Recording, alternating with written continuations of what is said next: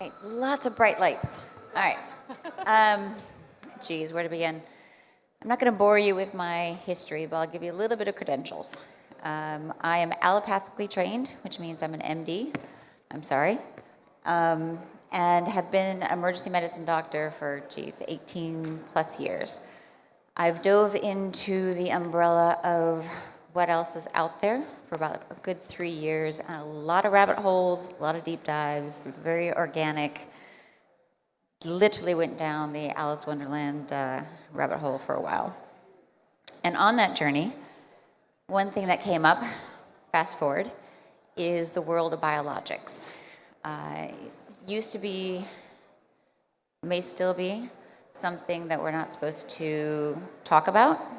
At least I'm not allowed to advertise it on many public domains, but it's fascinating because this is a part of you. And when I talk about biologics, I'm talking about stem cells, which is an interesting topic to talk about at Wonderland, but we're in a new longevity space, and there's so much energetically entwined with how do we get our bodies to even be open to further explorations on this 3D planet, and optimizing ourselves is one way. So specifically what I'm talking about for stem cells are called V cells. And if I could see people's faces, it'd be easier to see whether or not I literally just lost them, or if any little light bulbs went on. So this is a Q&A. I was begging to have this outside in the sun so it could be more personal. They didn't give me that option. So here I am. So anyone understand, or anyone ever heard of V cells? That's a negative. Okay. So V cells stands for, it's an acronym, very small embryonic-like. And I'm going to try to break this down as quickly as I can and as simply as I can so that there's questions if there's any that come up.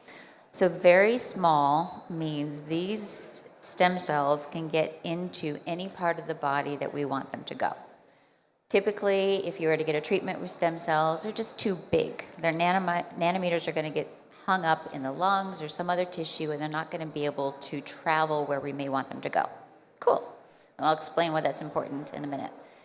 The embryonic-like part of it means they literally are like an embryo, the youthfulness of an embryonic type tissue. Not a fetus, it's not going to turn into cancer, but these are your own cells. For some reason, and I still don't know why, and I don't think anyone knows why, we've been gifted this backup system that lives dormant, sleeping since first day of life, first year. We're not quite sure. It's based on telomere length and biological aging. But they're young and they're youthful and they're attached to a protein and they're sleeping all of our lives. Which means if we activate them at the age of 90, it's the same as if we activated them at the age of 5.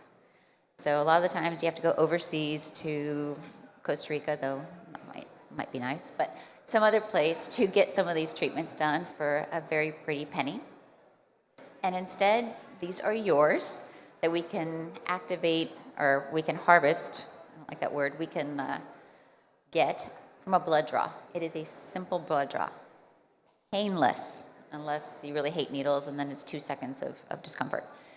And we then activate them with some proprietary technology that is completely energy-based. It is a frequency, and if I imagine I'm speaking to an audience that understands that everything is frequency. That's a big assumption, but I think I'm probably not going on too much of a limb there.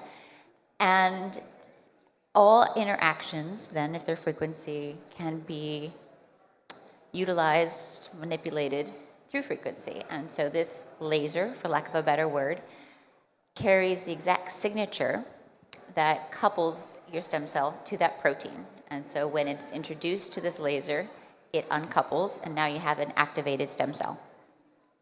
We then put it back into your body, and we can then tell that signal, tell that stem cell where to go.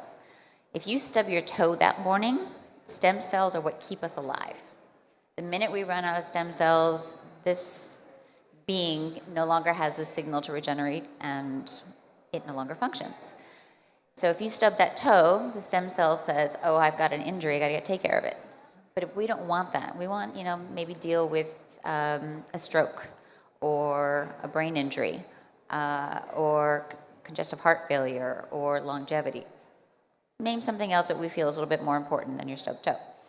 And that laser, again, for lack of a better word, that frequency, since the stem cell has already been, that's what it's been carrying, that's what it's known since its infancy, it recognizes it.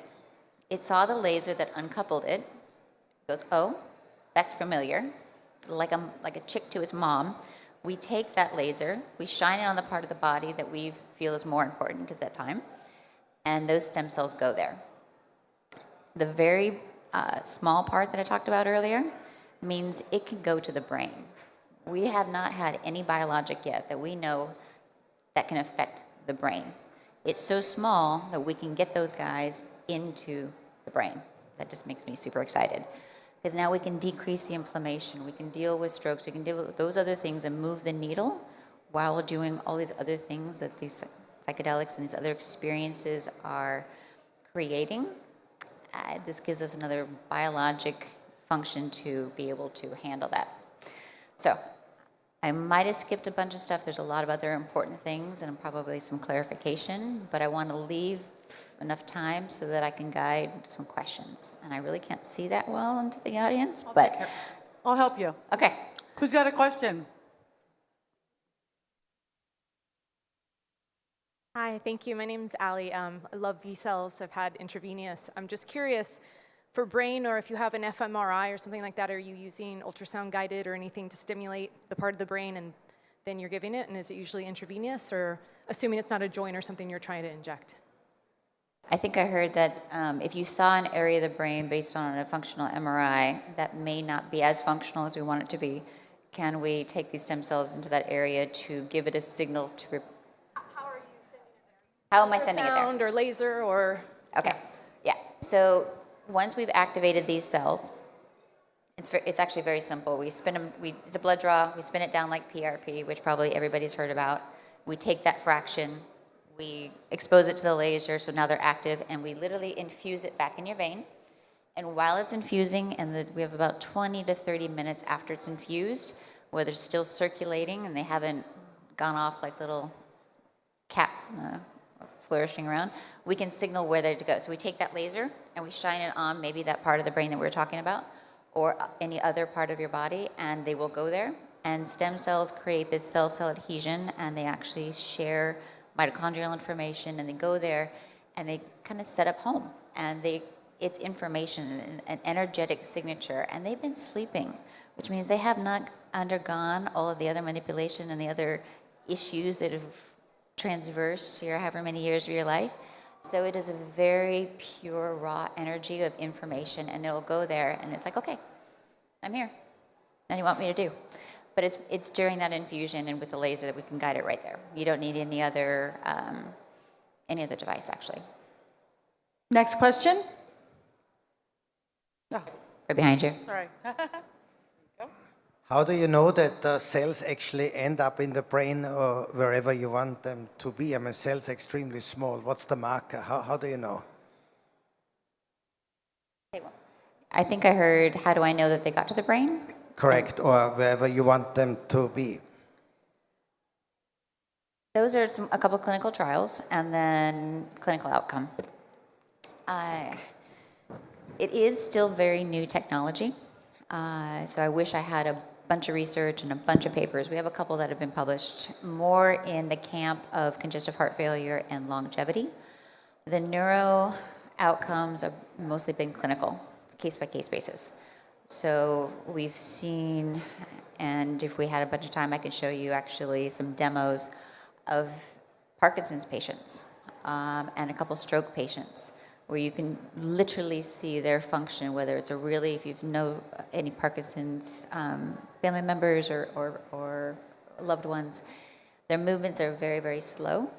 and it takes a while to get moving. And after a couple treatments, they weren't able to, let's say, turn their hand over or stand up out of a chair. We got them dancing. We got them with rapid movements. We've had people with strokes that locked in strokes. We didn't even believe in neuroplasticity for the longest time, and we didn't think that we can regenerate dead nerve tissue in the brain.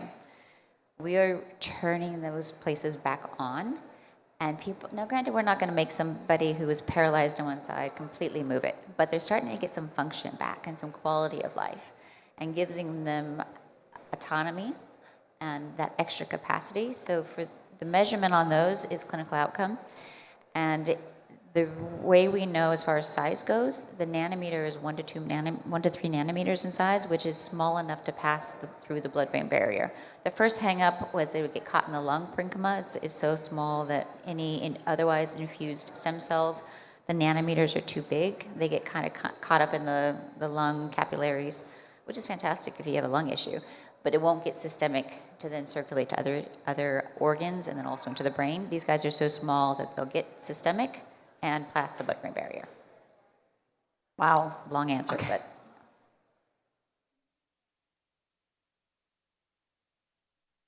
So is there any risk of like ectopic, unnecessary, or like uncontrolled growth when you're using these V cells to repair or regenerate a region? No, there's not. The only way that happens is with a truly totipotent type stem cell, which by definition, if these are harvested after you're born, they no longer have that pure totipotent potency or capacity to turn into a fetus. So you're not going to get these weird tumory type capacity. And the beautiful part about this is there's no side effects and it's painless. This is literally your own blood and your own energetic cells being turned on and being directed with a laser where to go. There's nothing foreign about it. There's no chance of creating an allergic reaction or some autoimmunity, and it's a blood draw. So it's painless without side effects, which sounds almost too good to be true, but so far, case studies are showing it's pretty phenomenal. What about cost? That's not painless. Certain things are priceless. Cost is relative, and I understand that money carries a lot of weight with it, literally and figuratively. It's not the cost, not near the cost of what has historically been charged for stem cell treatments. I can tell you that. It's also, you don't have to go with all the other travel expenses and all the other fear-based costs around it to get to another place. I don't want to throw out an actual price point because that's something that is a discussion. And definitely I'm happy to have that discussion with anyone. But things are fluid, but to me, certain things in life are priceless. Hello, my name is Jamie. Sorry. I'm wondering if this could potentially be a good treatment for somebody who struggles with asthma. I'm sorry, struggles with what? Asthma. Asthma. Oh, absolutely. I honestly think it has a capacity for anything because if you're giving yourselves the regenerative capacity, now it does depend on how it's being guided, and there's never a one and done, and there's never anything in isolation. If anyone tells you that, please say thank you very much and turn around. It is the whole container. How receptive is the body and the mind to receive? What are you going to do with this information? Just because we infuse some stem cells and you go out and live a life that you don't believe you're worthy and you are doing life practices that are exposing you to tons of toxins and all those things that are triggering your asthma, it's just not going to be effective. I'll take your money and I'll do it, but that's not how you're going to see a good benefit. But recognizing those things that trigger, as well as directing these cells to an area that we feel based on whether it's truly in the lungs or if it's more of an immune thing that's really causing this, directing it to what the root cause of what we physiologically are feeling in the capacity of the whole container of getting the mind and the body prepared, ideally detoxifying those things that are keeping us from being well, and then supporting the process afterwards. So now that you have these beautiful sources of information, it's like bringing in all of the workers, but you're not telling them what to do. You got to work it. You actually expose them. You work that part of the body. You take the brain and you have it challenge it. You work them. That's the rehab part, if you want to put it, or the training part of it. But for lung issues, absolutely. Next question. Thank you. Has there been any research done for using it for preventative when people have genetic markers for a certain condition? Example, pancreatic cancer. You know that a patient is higher likelihood to develop that over their lifetime. How I would go about answering that is, yes, the two studies that there's a few. The ones that have been published, besides congestive heart failure, is on longevity. And each treatment is shown to decrease your biological age by 3 years. And that is cumulative. So if you get another one, it decreases it by another 3 years. You get another one, it decreases by another 3 years. So in that capacity, if we have some genetic predisposition for something, and it's only a predisposition, we are never deterministic based on what our DNA says. It's a hardware that we, in epigenetics, which means what we decide to do with it, is the most important driving factor. If you can support the systems of your body that go into repair and to support keeping this meat suit alive, then yes, it can decrease the probability that you may come down with whatever ailment you're referring to. Does that answer the question? Kind of? Yes, no? Any other questions? Yes. There's a question in the front about side effects Yeah. really fast. What about addiction or bone density issues, like somebody who's got osteopenia or something like that, or addiction recovery? Have you seen anything like that? Absolutely, because, well, both of those, okay, so addiction is, how I look at addiction and pretty much almost anything in the mind when we think about emotions and how we show up in the world is a belief system. It worked for you until it no longer worked for you. But there's also things that are kind of hijacking the process of getting through it. Environmental exposures, other inflammatory things, and by that sense, not in isolation, again, as long as one's also doing the work to decrease those exposures, seeing what traumatic or belief systems may be keeping them as being a solution, but then you're also supporting the physiological body in that process. You're giving yourselves a better chance of dealing with whatever life throws at you. And they always will, no matter what we do, it's going to be there. It's a matter of how do we have the resilience to work through it. And this is just another tool in the toolbox, and I imagine that you've been exposed to a lot of tools while you're at this conference, and this is just another amazing biological tool that is yours, energetically just waiting to support you. So that's more of the addiction. And for the osteopenia and bone issues, again, yes, because we're supporting the organ systems, because bone density is not just a calcium issue, it's a multifactorial issue. And so it's hopefully the providers also going into what are those other things that are maybe stripping that of the bone, because it's a supply and demand. And this is going to then go in to support those organ systems and those cellular structures to support it too. There was a question up front. Okay, the one question was, and then is it any side effects? And as I alluded to earlier, and I will say it again, the beautiful part is no. The only side effect may be in the healing process. So you may notice that you don't need your medications as much. You may notice you have just new capacity that you didn't know. So there's a transition. But as far as a side effect as meaning an immune response or a bad Hertz reaction or rejection, no. And then, Okay, did you have a question? Sorry, oh, no, you just said it. Go on. So most doctors, they take the stem cells from bone marrow or from fat, but you take it from the blood. That's unusual. Why is that? the bone marrow and the fat, you're dealing with mesenchymal stem cells. They've already been a little bit further down the, what's the word I'm looking for? Yeah, they've already been differentiated into a different type of stem cell line, so they could only turn into certain lines of tissue.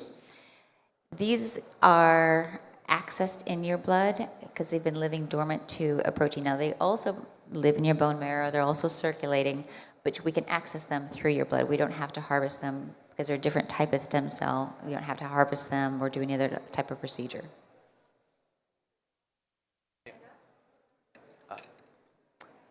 So do you see a future where this kind of treatment is ever like scalable in its production, or does the personalized nature of like each treatment make that like not a possibility?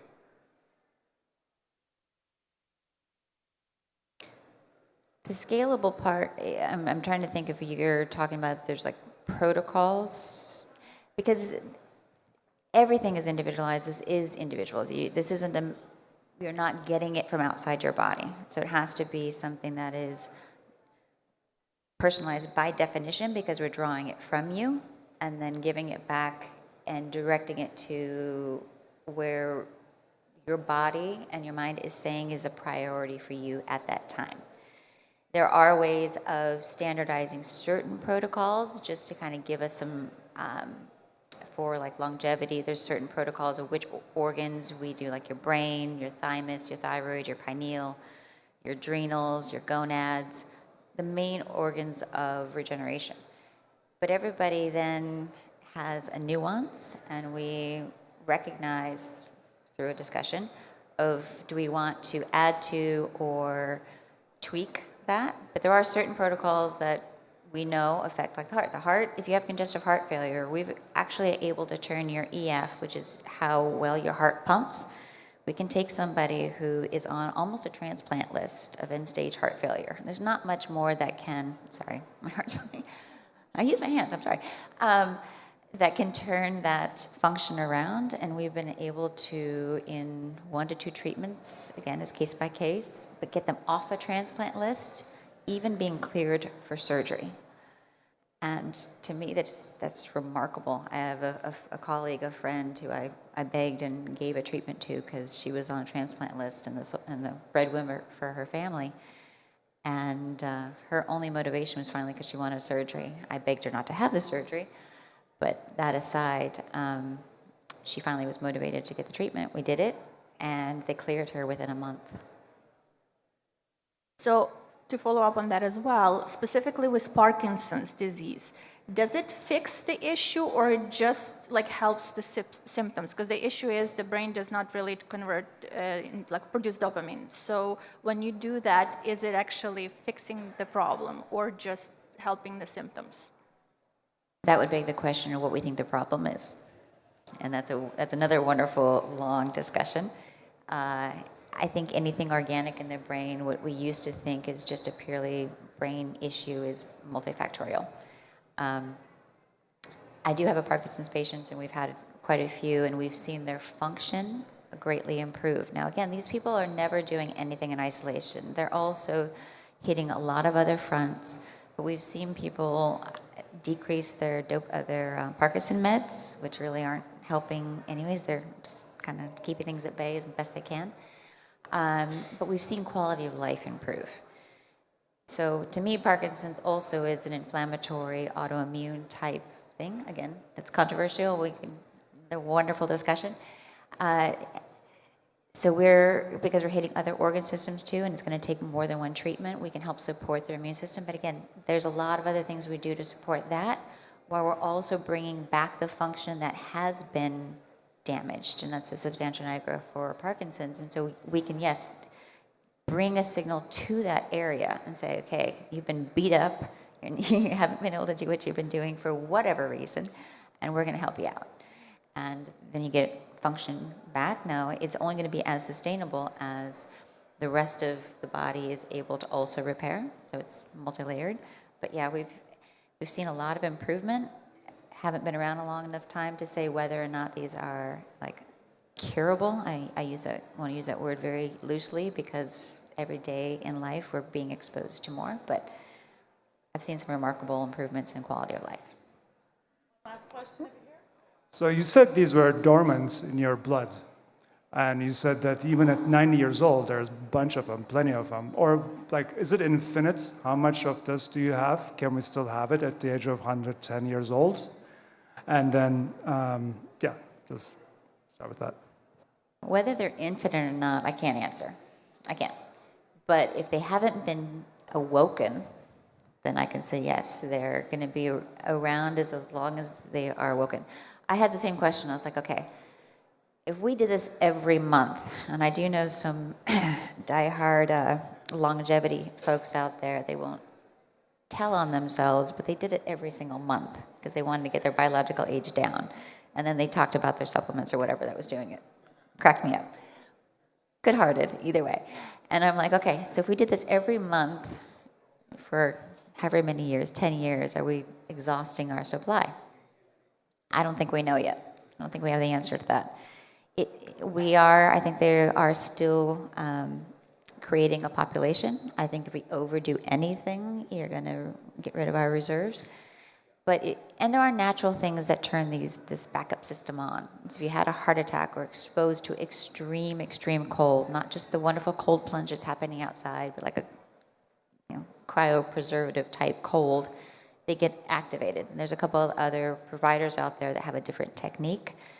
So they are being used through our life. I don't know if we literally did it every single month, if by the time we are 120, if we've exhausted our stores. If you want to experiment, go for it. But I do know that if it's done in moderation, it can be very effective, and we have plenty of them. Okay, one more. Anyone? One more. I did beg for them to have this outside, and we can continue, like I said. So if any other questions later, feel free. But go ahead. Well, thank you so much for sharing. I know this is clinic to clinic, really, but what do you personally see as number of doses from one draw? From one blood draw? What is that? A single dose? Do you keep the serum? How would that work? If you weren't doing systemic, if you're doing something targeted? If I was doing something, I think I understand the question. Like, how much do I need to draw to do a more? Because you can inject these too, just like you do any other stem cells. Is that what you're talking about?